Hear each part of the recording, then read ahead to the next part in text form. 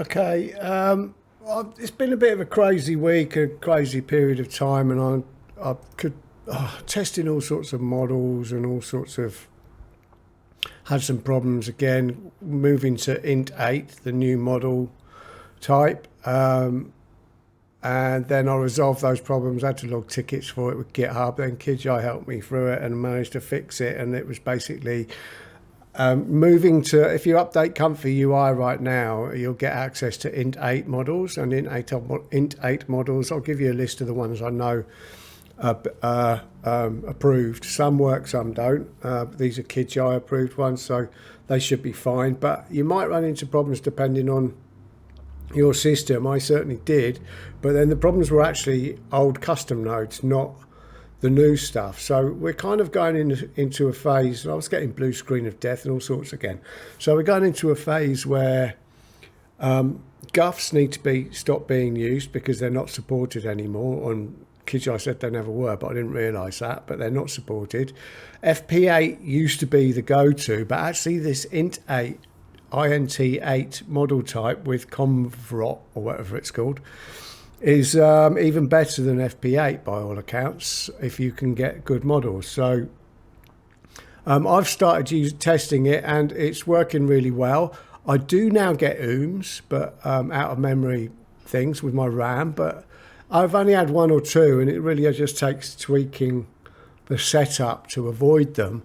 So it's not problematic really, but I haven't had ooms for ages, but I have had like lots of crash, even before all the crashes and BSOD.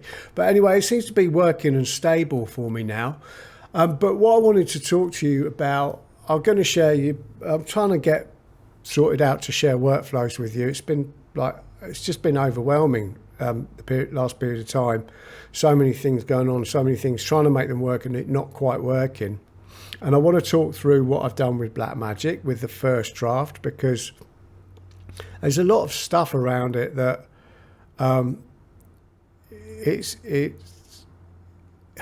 don't know how to explain it. It just I've had a lot of experience from this go, and I'll talk through it. But I use Bernini. I'll have to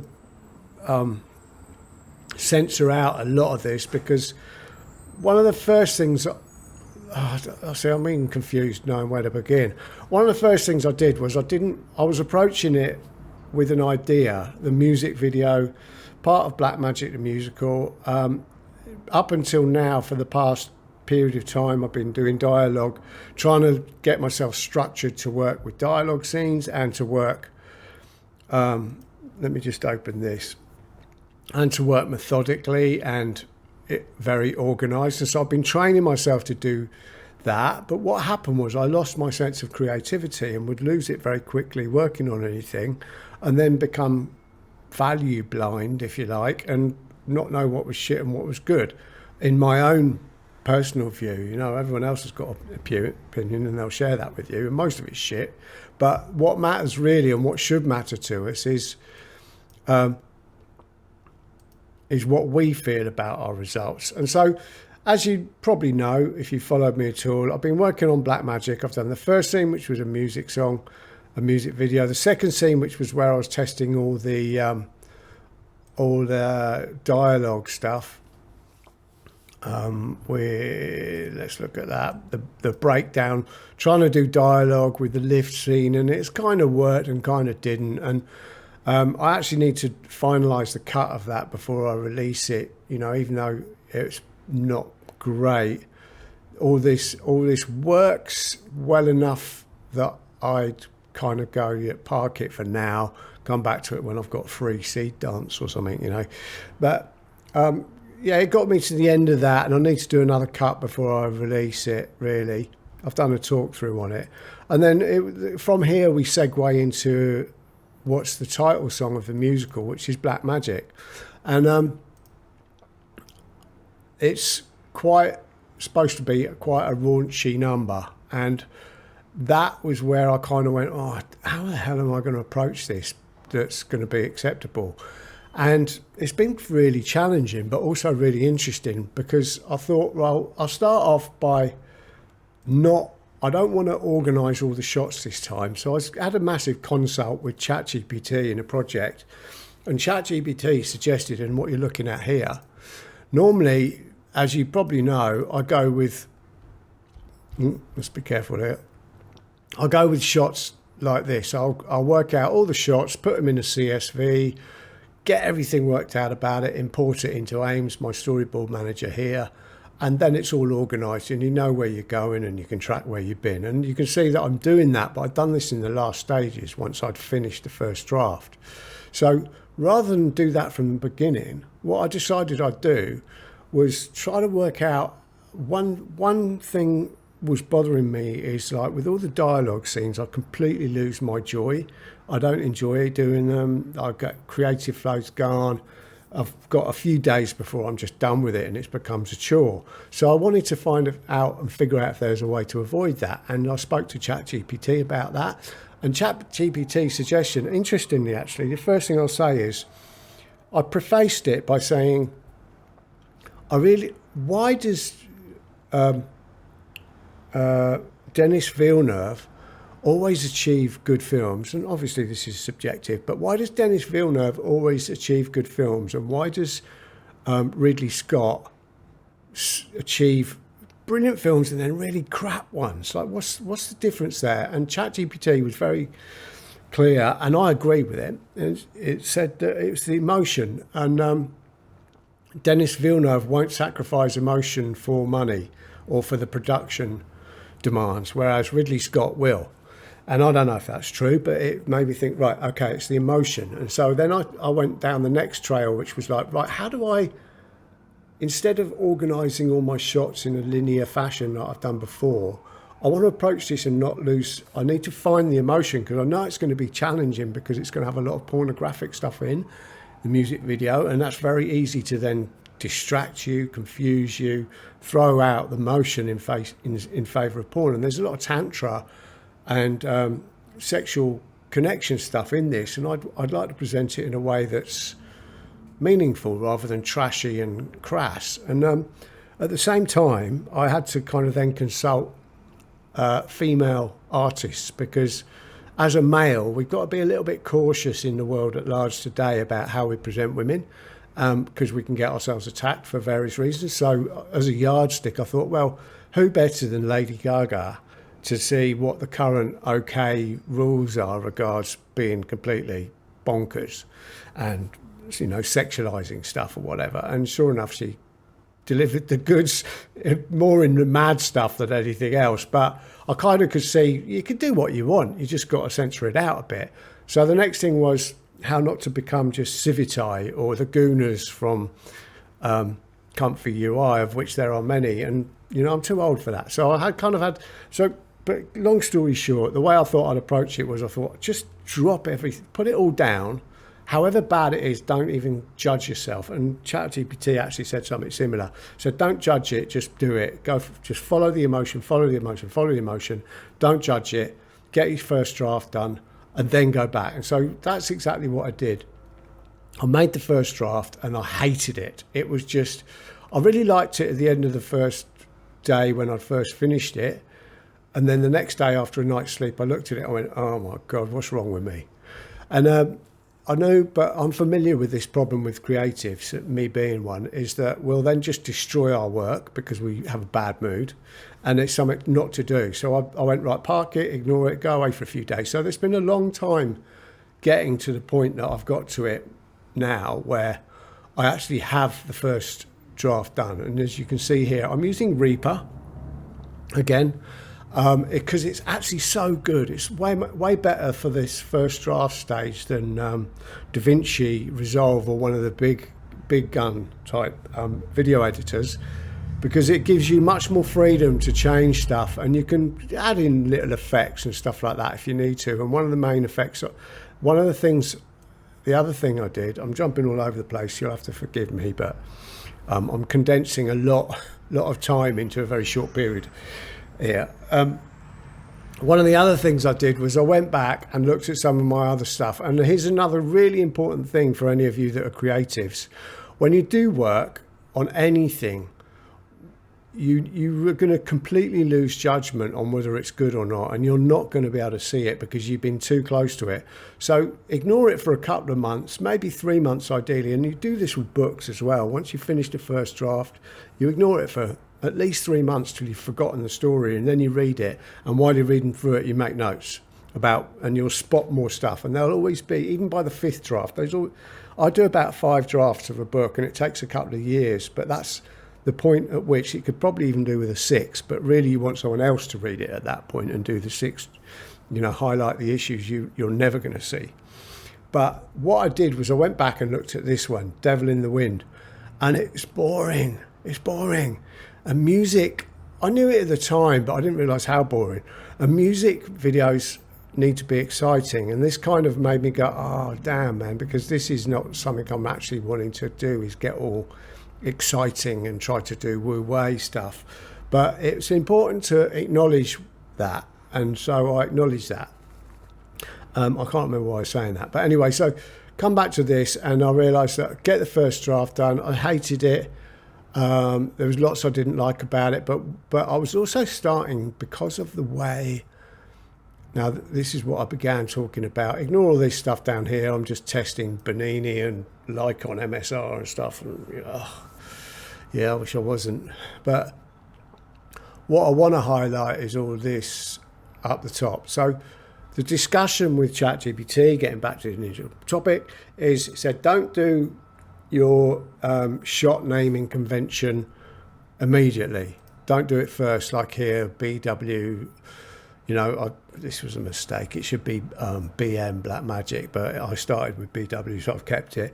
BW 01C 01A is Black Magic. 01C is the scene, which is the Black Magic scene. You can see down here. 01A is the opening shot, and I've called it that name. And 01B, 01C, 01D, 02A, 02B. So I didn't do that at first, but I knew I'd end up there, because once you've got the first draft done, as I have done, as you see here, and now I'm laboriously, but it's a value, going through each shot, going, oh, which shot was that? Oh yeah, going in here, digging out where I made it, finding it. These were in empty stage, open stage shot, finding it, and then uploading it to Ames. And it's actually a really good exercise, because I'm starting to see now the bigger picture from a distance as I look down on it. Whereas when I've been working on it here, I haven't really got that ability. So it's all of value. But anyway, in making the first draft, in making the first idea initially, I had a very different idea to what I've ended up with. Well, not that different, but it adapted. What ChatGPT suggested was do families of emotions, and it actually gave me a very different list to what I worked out with, what I ended up working with. And I've been taking notes religiously, so let me just show you some of this. And I'm keeping the track.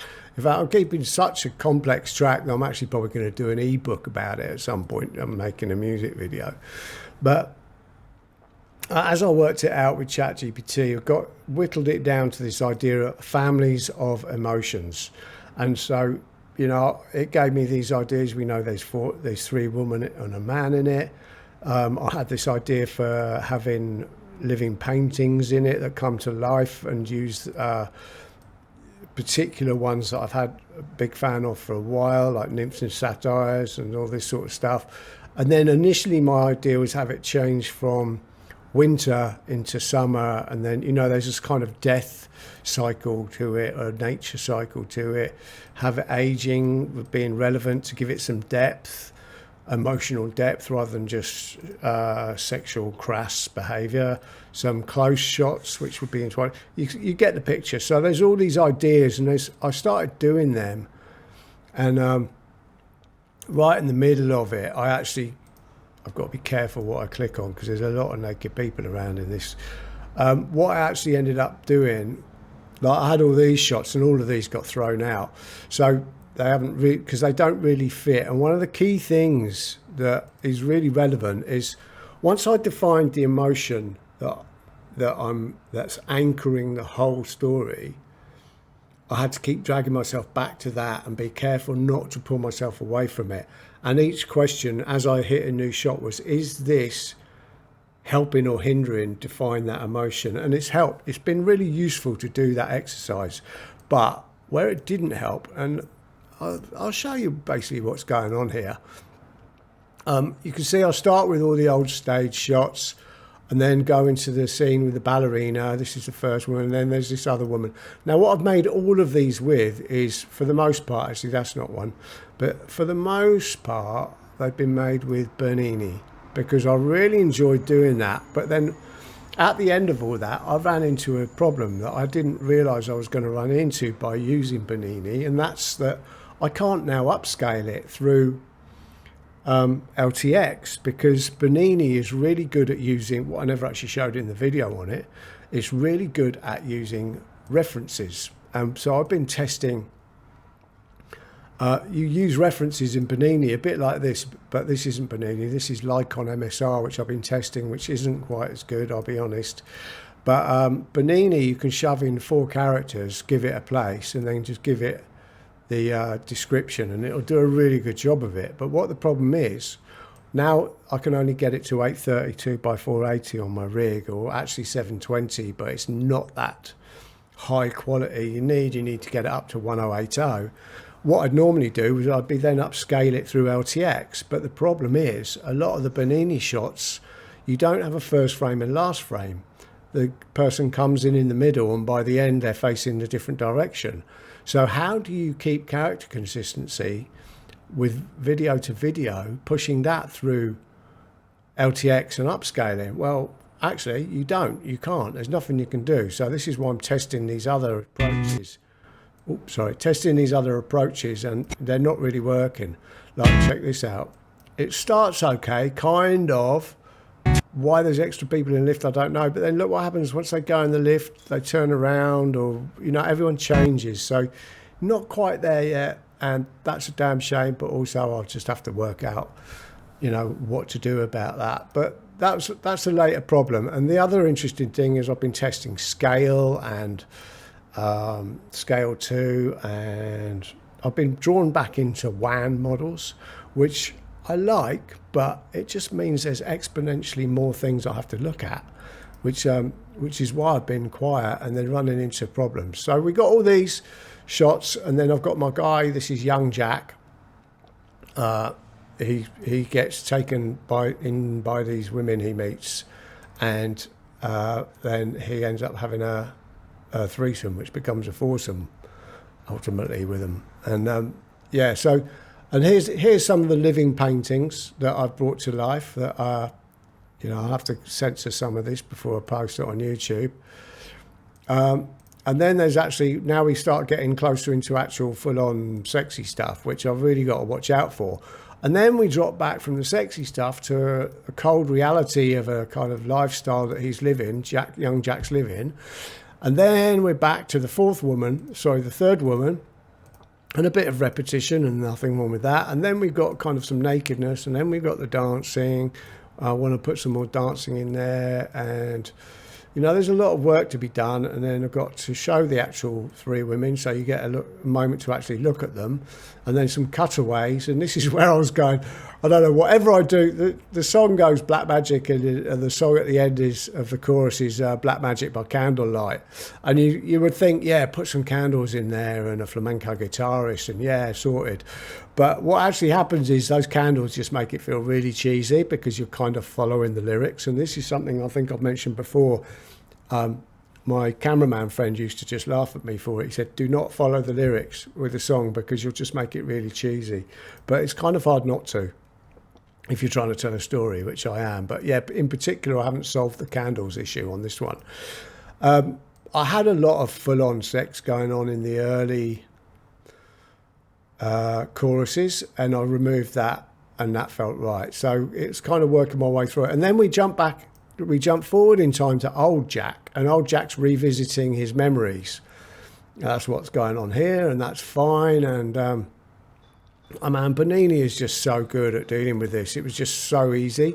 Give it a reference image, tell it what to do, it's done, and it's just so fast. We really need it for LTX.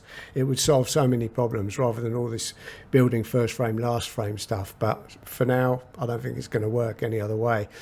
And then we hit the kickoff, and this is where last chorus. Now, I'm probably going to have to jump a lot of this because I want to show you a couple of things. One of the things is I show some Tantra stuff, which is from Khajuraho temples, old ancient Indian teachings, and then I bring them to life.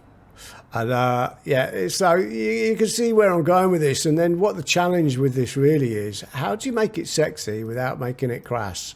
And then, you know, we're back to some artwork with nymphs and satyrs, and then we're on to some other stuff. And then, yeah, the final shots were a real bastard because I had this idea of going to, they'd convert to kind of some country. What I sort of wanted to do in the final shots was, there's so much porn stuff that I've thrown out. It's a real shame in a way.